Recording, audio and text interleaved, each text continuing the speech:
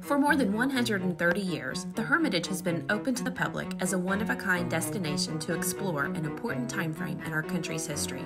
The origins of the Hermitage date back to 1804, where America's 7th president, Andrew Jackson, and his wife moved into a small cabin on farmland that would become the Hermitage. After 17 years in the cabin, construction began on the original Hermitage mansion. Over the years, remodels and redesigns have led to the mansion that visitors see today. It was here that Jackson lived until his death in 1845. In 1889, the Hermitage opened as a museum to the public, sharing the rich history of America's beginnings with thousands of visitors each year. For 35 of those years, Marcia Mullen has been an integral part of uncovering, restoring, and portraying life in its original form at the Hermitage. As she nears retirement, I spent some time behind the glass with Marcia, speaking about her career with the Hermitage and how it has evolved over the years. We're standing in one of the parlors that the visitors see, and I asked you when we were preparing for this interview to pick your favorite room, and you picked this one. Yes. Why this room? I think because these rooms underwent such a drastic change during the interior restoration. They just completely, they don't even look the same. And they really represent sort of the public side of Jackson in the house. This is where he would have entertained guests and things like that. And so to have people to really be able to see the way it was, as much as we can make it, during his lifetime, I think is special. So I know you've talked about this in the past, but tell us how you heard about the position of the Hermitage and what motivated you to apply for it. I had been working in a museum in Indiana, and they underwent a big change in management.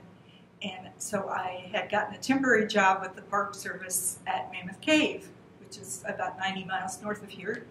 And lo and behold, toward the end of the summer, the Hermitage job appeared on various job advertisements. And I thought, well, that's close by. I'll go apply for that one. I started out as curator. My title's been curator pretty much the whole time, but I've done a lot of different things under that title. At first, because the Jackson Papers was here and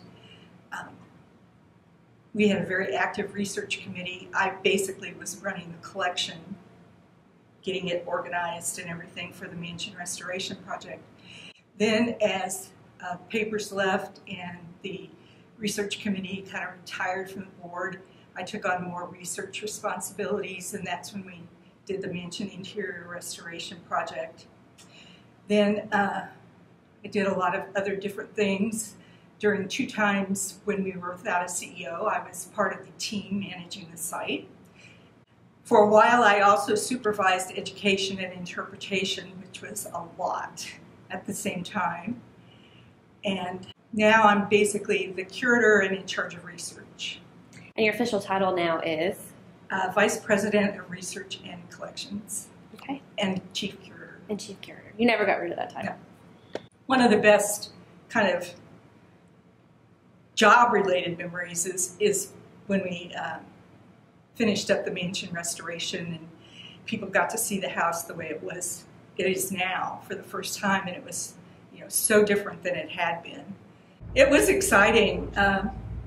For instance, in this room, that we had a committee from the board that also were, advised on the restoration project, and when we had all the information together about this room and what it was going to look like, it was kind of shocking, to tell you the truth. I mean, just in words, to say gold and white wallpaper and salmon-colored trim around the ceiling and crimson red curtains and carpeting with crimson and salmon and black and green. They're all like, oh, really? But then when they saw it, it looks wonderful. And they were surprised. We were kind of surprised too. So it was really pleasing to see that everybody could appreciate that the house it had been sort of dull and dark before because we didn't have information about things like the parlor wallpaper. Put yourself in the shoes of a visitor. When you walk into the mansion, what is one of the first things that goes through your mind? I think if I was a visitor, the first thing that would strike me is, this is a very unusual room. I mean, it's got this big pictorial wallpaper on the walls, chandeliers.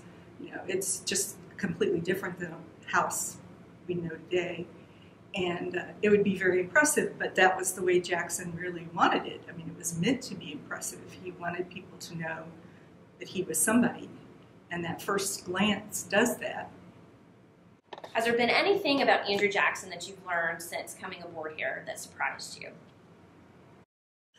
I think the thing that I think the staff understands and maybe is harder for people to understand is how attached he was to his family, his son and daughter-in-law and their children, and the wider family, his wife, his brothers and sisters and their children, because he had no family really much of his own.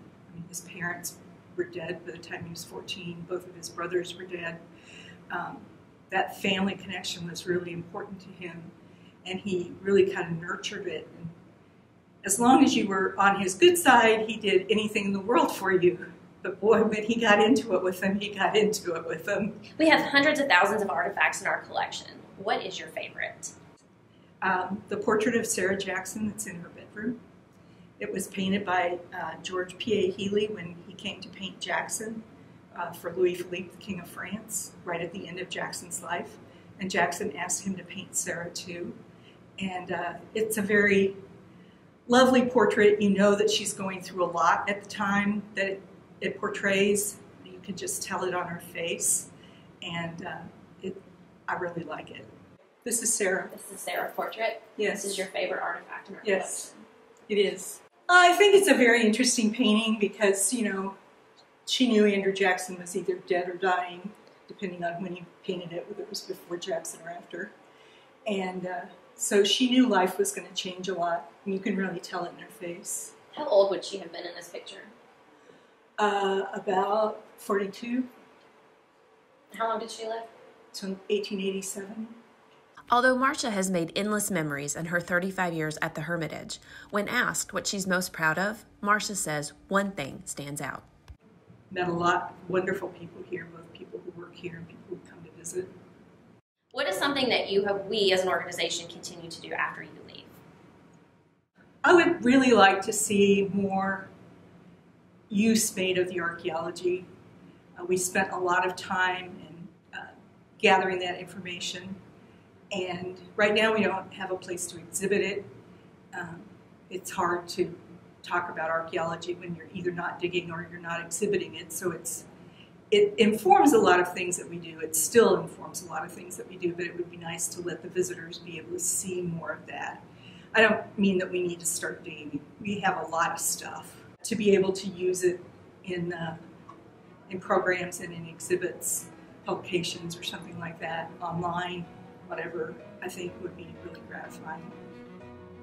What's next for Marcia Mullen? Well, I am retiring, and I'm probably going to move back to Indiana. My family's all there. A couple of my good friends are there, so it seems like the right place to be rather than here. Although the Hermitage will miss Marcia, we wish her a very happy retirement.